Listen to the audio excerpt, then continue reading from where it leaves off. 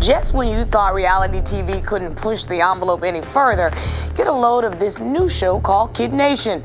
Just 40 kids with a chance to build their own society. Our work is cut out for us. This is the first time that he's ever been away from home his entire life. They're not willing to intervene because money trumps responsibility when it comes to television. Kid Nation. Kid Nation. Kid Nation. Kid Nation. Kid Nation. Kid Nation rules. So what happens when you send 40 kids into the desert by themselves with no adults and leave them on their own? In 2007, someone turned that into a reality show. This is the insane story of Kid Nation, the most controversial TV show ever. So my goal this year is to give you guys double the amount of videos without sacrificing quality. And to do that, we gotta keep growing. So 68% of you guys aren't subscribed, and it would mean the world to me if you did. And I promise to give you more fire content on Visual Venture, and you are awesome. An extreme idea. Kid Nation started because one man saw a problem. A TV producer was worried that the reality genre was growing stale. To him, reality shows were supposed to be messy and unpredictable. But around 2007, most shows were safe and boring. So he asked his team, what's the craziest show we could possibly make? Something that would shock and entertain at the same time. Their first big idea was to make it about kids, not just teenagers, actual kids ages 8 to 15. But what would those kids do? They found their answer in a disturbing book from the 1950s. In 1954, someone wrote a book about kids trying to survive without adults. It was called Lord of the Flies. In the story, a group of boys got stranded on an island, so they decided to create their own society, and it did not end well. They turned on each other, they fought, and their new society descended into chaos. The story was unsettling. One review even said Lord of the Flies is one of the most disturbing books I've ever read. But when TV producers read the book, they had a different reaction. They thought the chaos would make great entertainment. The producers finally had their big idea. Take 40 kids, drop them in an empty town, and let them run it by themselves. For 40 days, the kids would live by their own rules. No adults would interfere, just cameras and chaos. However, the producers would add competitions and prizes just to create rivalry. Looking back, it's obvious how extreme this idea was. How do you bitch that? I know you've got safety at the forefront of your mind. Inevitably, though, the kids will begin to one another to form a dominance hierarchy. Nothing like this had ever been done before, but somehow CBS approved the show. They picked the kids, found the town, got the cameras, everything was ready. But there was one last step. The kids' parents had to sign a 22-page contract. It basically said that no matter what happened on the show, parents couldn't sue, not even if the contestants were exposed to uncontrollable hazards or worse. Each child would be paid $5,000 for their involvement. The contract was unsettling, but they signed anyway. After all, it was just a TV show. What's the worst that could happen? But the public didn't love the concept. One reporter wrote, the show attempts to turn kids' unsupervised escapades and misadventures into entertainment. Even now, people on YouTube call Kid Nation the worst TV show idea and the nearly fatal reality show for children. But let's get back to the story. The kids were loaded onto a bus and driven deep into the New Mexico desert. City kids, country kids, rich, poor, and everything in between. It felt like an adventure, but things that were about to go wrong really fast. A whole new world. Viewers weren't so sure it was a good idea, but they couldn't look away. I cannot believe we're watching this show. It's just Survivor, but with children. The kids stepped off the bus into the desert. They were met by one adult, Jonathan, the host. But he wasn't there to take care of them. He was there to explain the rules, then leave. Jonathan made two big announcements. First, he picked 4 kids to be in charge. They were now the town council. Members of the town council were the leaders of the society. They determined the rules and made decisions based on what the children did or did not want. Then he gave them basic supplies to last 40 days. But there was a catch. They had to haul everything to the town where they would be living. This was barely 30 minutes into the show, and they were already doing heavy labor. On the one hand, it's pretty discouraging, and we were having trouble with the wagon. Heavy. But on the other hand, it's almost encouraging because you know, it can't get any worse. The trek was long. The supplies were heavy, but they made it. Their new home was called Bonanza City, an empty, dusty town in the middle of nowhere. Back in the 1880s, this was a thriving mining town. But then, lack of leadership, lack of resources, and lack of will combined to leave it completely and totally.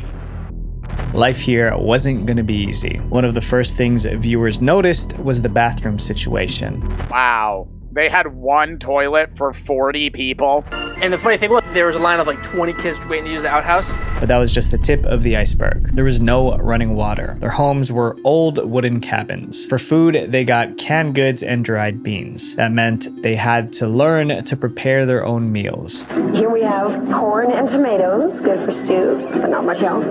Tomato juice, baked beans.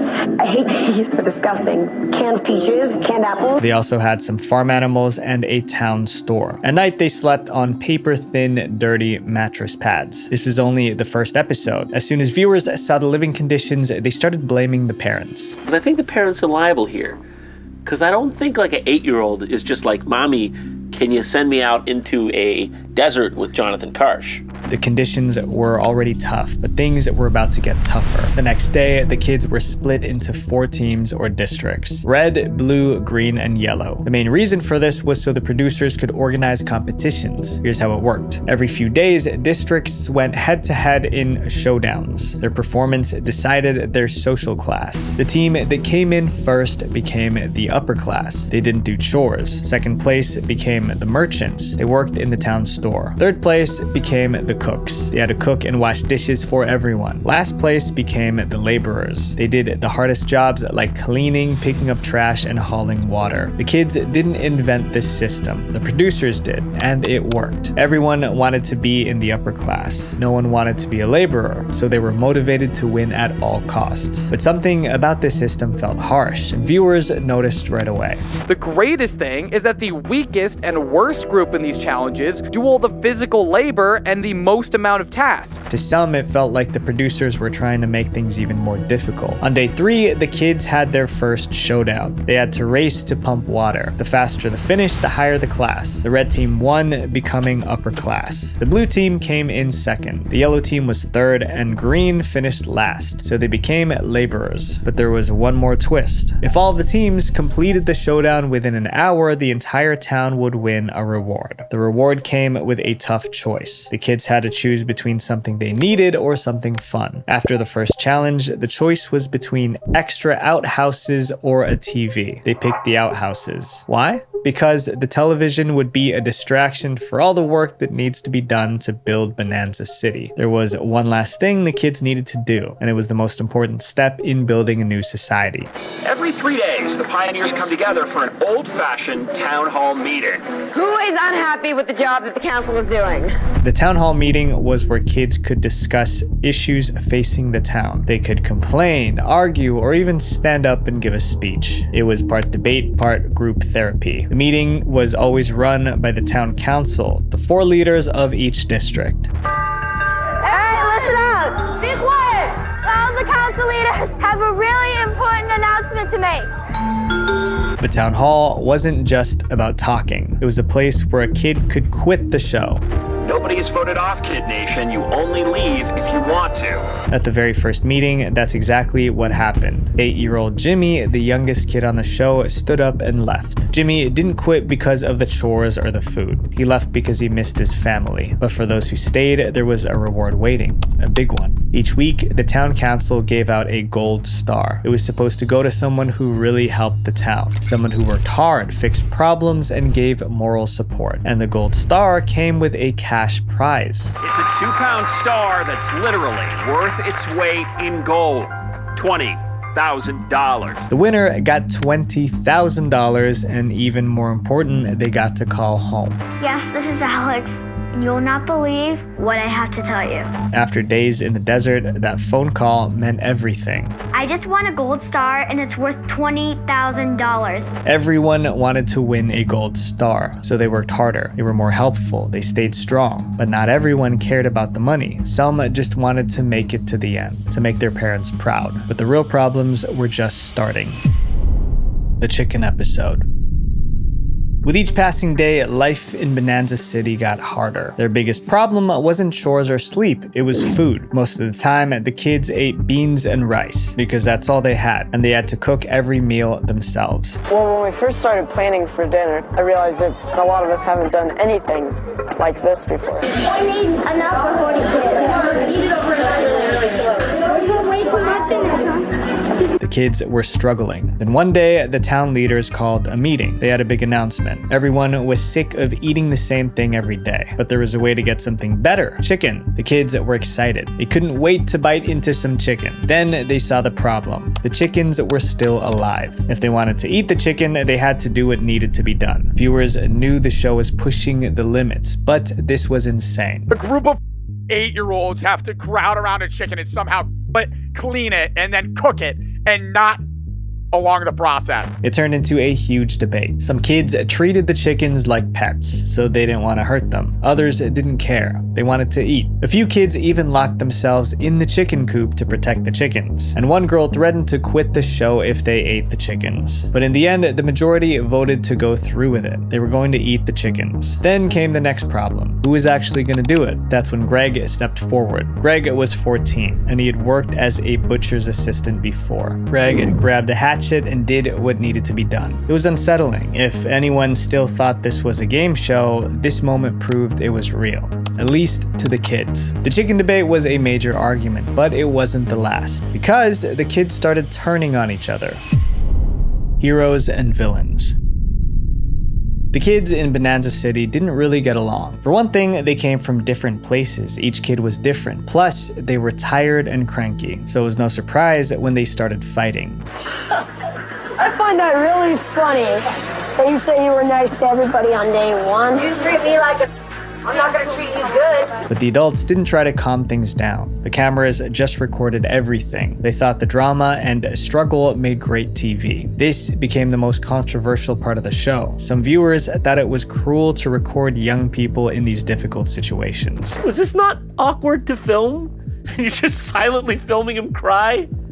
What are you, monsters? The class system made everything worse. The laborers had to do the hardest work. They felt like they were just servants. I'm a laborer now. This morning I got up at 6. I scrubbed toilets, I did laundry, and I hauled a big barrel of water. Meanwhile, the upper class didn't have to do any chores. They just sat around while others worked. The arguments kept getting worse and worse. Right now, the only people I respect are you on the Green District. If you all have my back, then I have your back. That's all that matters in this entire town. I'm going to be an individual thinker, thinking individually, thinking my own thoughts. I'll work with you guys, but I'm not going against what my own principles and values are. Soon, one kid became the center of the drama. Her name was Taylor. Taylor was only 10, but she was one of the most disliked people in Bonanza City. She was loud, she refused to do her chores, and she didn't care if others were mad about it. When people complained, she always gave the same answer: deal with it. If anybody has a problem with it, you're sorry, but you're gonna have to deal with it. Taylor quickly became the villain of the show. At least that's how it looked. But she wasn't the only one causing trouble. Even the town council created problems. The town council was supposed to lead the town, but some of their decisions only caused more fighting, like when they tried to combine everyone's beliefs into one religious service. And what we were thinking was to have just one religious service for everyone, and we would choose a couple people from the different religions to come and speak. Not everyone liked that idea. Some kids didn't want to share their religion. Others didn't want a service at all. The argument split the town even more, and some viewers thought this showed how messed up the show really was. But this could be a great learning experience if there was a mature person to actually teach them about these types of situations. Even after the debate, the chaos continued. I don't see any food. No food. It looks like all our laundry and all our water is frozen in.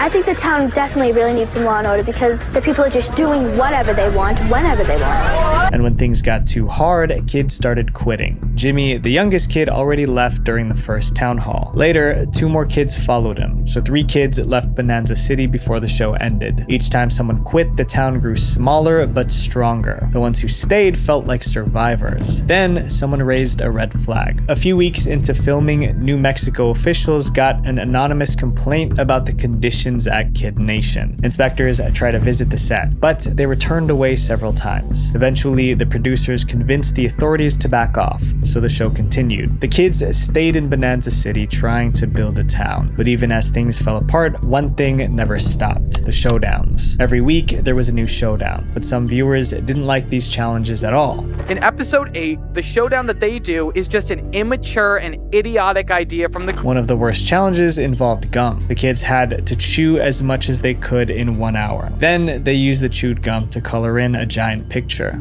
Not only is it extremely unsanitary and unhealthy for everyone involved, but there are multiple kids here with braces. But not all challenges were this gross. One showdown was all about history. Teams were given pictures of US presidents. Then they had to line them up in the correct order. Other showdowns tested their strength. Kids had to crawl, climb, or carry something. And everyone wanted to win, because winning meant you were in the upper class, and losing meant you had to pick up trash and do the worst jobs. However, a new type of contest also happened on the show, and it turned Bonanza City upside down. Democracy or disaster. Remember, Bonanza City was run by the town council. There were 4 kids, 1 from each district. But there was a problem. The council was getting power hungry. Technically, we make the decisions whether they like it or not. They're just gonna have to deal with them. These council members weren't chosen by the kids. The producers picked them, but that was about to change. Most kids were sick of their leaders, so the host stepped in with a huge announcement. There would be real elections. If anyone wants to run against them, raise your hand. This was the kids' first taste of democracy. They had to campaign, they had to compete, they had to convince their friends to vote for them. The toughest battle took place in the Yellow District, because they didn't really like their leader, Taylor. Taylor was the same girl who told people to deal with it when they complained. Running against her was Zach. Zach was likable and hardworking. He was everything the kids wanted. The election got messy fast. Yellow District, will it be Zach or Taylor? Here we go. Kids took sides. The campaigns were loud. There were screaming matches. Then finally, it was election day. The kids lined up. One by one, they cast their votes. The leader of the blue and green districts kept their seats. The red district voted for a new leader. But all eyes were on the yellow district. Taylor versus Zach, the one everyone was waiting for. The votes were counted. Zach won and Taylor was out. Zach jumped up and yelled, Taylor tried to stay calm, but she wasn't happy. It's gonna be real hard for me tonight to get used to sitting on the low benches compared to the council set up on the high podium. The kids were learning how to vote, how to lead, and how to build something. But the show was coming to an end. The show lasted 6 weeks. On the final day, the parents arrived in Bonanza City. The kids ran to meet them. It was emotional. Some kids gave their parents tours of the town. They showed off their cabins and even the chickens they prepared. This chicken feet from the chickens we chopped up. Then it was time for the final town meeting. Jonathan, the host, gave the last announcement. Head outside, grab your bags, and say goodbye to each other for the last time ever. We will miss you and keep building a better world. The experiment was over, and that's when the backlash began. Millions of angry viewers. Kid Nation aired in September 2007. CBS thought they had a hit. The ads made it look really exciting. But once they hit TV screens, everything fell apart. Viewers weren't impressed. They were horrified. For starters, many parents hated the concept of the show. Being a young single mother like myself, I wouldn't feel safe sending my 8-year-old child away alone by themselves. One review said, "This has to be the work of an escaped mental asylum patient, right? Who funded this?" Child psychologists also slammed the show. Is this exploiting minors for the sake of entertaining the American public? My guest, child psychologist Dr. Susan Bartell. Then major news outlets ripped the show apart. One reporter said Kid Nation used contestants as fodder for fun and profit. One headline read, "Kid Nation, reality TV gone too far?" But people weren't just shocked. They were asking if the show was legal. They're not willing to intervene because money trumps responsibility when it comes to television. Child safety advocates kids accused the show of violating child labor laws. Their biggest concern was how much work the contestants did. The network scrambled to defend Kid Nation. They claimed the set was more like a summer camp rather than a place of employment. They also said medics and psychologists were nearby the whole time, so according to them, the kids were always safe. But critics weren't convinced. Another issue was the emails. After the show aired, families of the kids received emails from viewers. Some of these messages were quite harsh. Then the kids themselves started speaking up. Some said the producers fed them lines to create more drama. Kid Nation became a full-blown scandal. Of course, not everyone hated it. Ship my kid off for $5,000. Why not?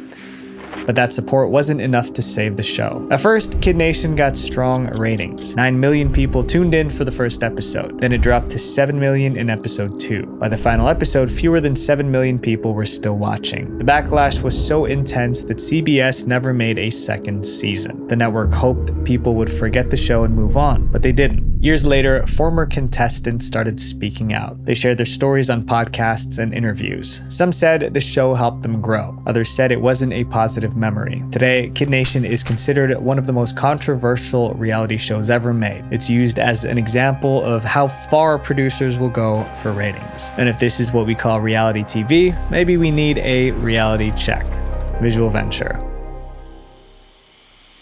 Wait, before you go, make sure you guys click here to watch more dark internet documentaries. Road to 2 million subscribers. Let's go. Thank you guys for everything. Love you guys. Peace.